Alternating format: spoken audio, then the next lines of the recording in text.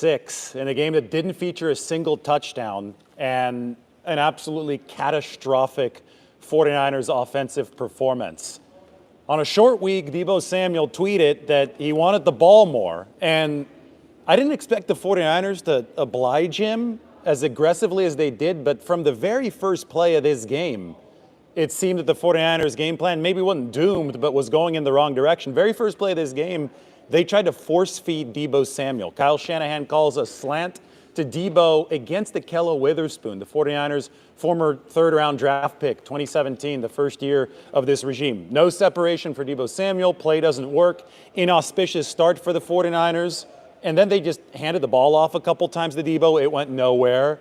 They forced a couple more throws. They went nowhere. Finally, once the offense gained its footing because they were running things a little bit more sensibly in the second half, to Kyle Shanahan's credit and to Brock Purdy's credit, they schemed up what should have been a touchdown on third down to Deebo Samuel, and he dropped the ball. He leads the 49ers in drops. I don't think he even got to 20 all-purpose yards today from scrimmage. I know that he had the late kick return with the flag tacked on the end, but that was obviously too little too late. The 49ers never recovered from that drop in the second half, and I mean, it's obviously a terrible look just a couple days after you tweeted that the reason you're struggling is that you're not getting the ball enough, because the 49ers, to a fault, tried to get Deebo Samuel the ball in this game. Isaac Guerendo was way more effective. George Kittle was way more effective. Kyle Juszczyk didn't get a single touch in this football game. And I think that at least one of the targets headed Deebo Samuel's way would have been better served going Kyle Juszczyk's way. But this offense did not score a touchdown. Now, it was interesting because the weather definitely played a factor in the strategy of this game. It wasn't raining at the very start.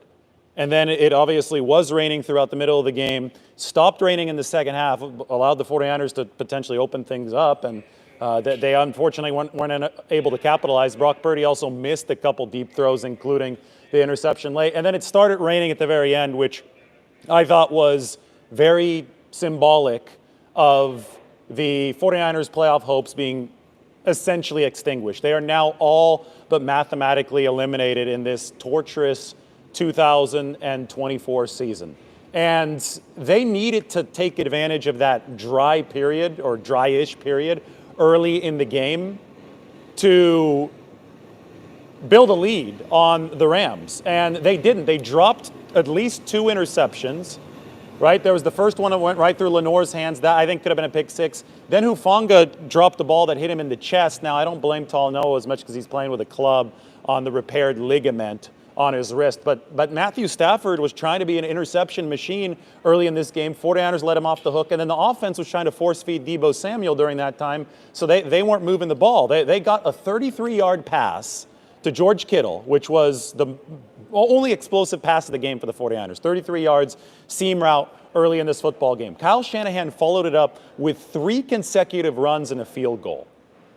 How the 49ers didn't pass the ball more often, and it was still not raining, at least hard early in the game after Purdy hit Kittle for 33 yards, didn't make any sense. So you settle for the field goal, and that was the languishing tone of the entire football game. The 49ers obviously, they just scored, 38 against the Bears on Sunday against the better Bears defense. That was the tragedy of this for the 49ers. This was the number 29 Rams defense. So, and I get that it was raining for part of the game, but even when it was dry, it was the play calling early on, and then it was Deebo Samuel dropping the Brock Purdy pass in the third quarter, and then late on that drive where it looked like the 49ers might be able to take it back and finally put the hammer down, they're driving, and Purdy underthrows Ricky Pearsall. Pearsall was open deep. And Ahkello Witherspoon, again, the former 49er, was able to break the pass up. And then I think, it was a second down play. They were already in fringe field goal range. That's where I thought Purdy made his worst decision. The line collapsed. Just get the ball out. Even take a sack. Don't just throw a prayer up on second down. And maybe he got greedy. Maybe he was frustrated because he saw himself miss that throw to Ricky Pearsall a couple plays before, but he just overshot down the near sideline. He overshot Jawan Jennings, and Darius Williams notched the pick. So obviously not a good game for Purdy. Not a good game for Deebo Samuel. I mean, that was horrific. I think that we saw a good play from George Kittle, and they didn't get him the ball enough. And no touchdowns for either team. 13 punts altogether in this football game. It was a tractor pull, and the Rams eventually started winning the arm wrestling match. And you waste an inspired return from Dre Greenlaw. Well, I know he didn't play the whole game. I saw that he had some kind of warming contraption on his leg, but he had 8 tackles to lead everybody. Nobody else in this game had more than 5 in the first half. It's an elite athlete right there. Coming back, it looked full speed to me, Dre Greenlaw. I mean, that's storybook kind of stuff. He tore his Achilles in February, but it's reverse storybook kind of stuff to completely waste that kind of return. The dropped interceptions obviously hurt early, but it was the offense's fault that the 49ers could not capitalize on anything their defense was doing. The Rams didn't pick up a first down through their first 4 drives. It wasn't until like drive 4 or 5 that Matthew Stafford and the Rams picked up a first down, yet the 49ers could not make them pay. So in the big picture of things, this was ugly.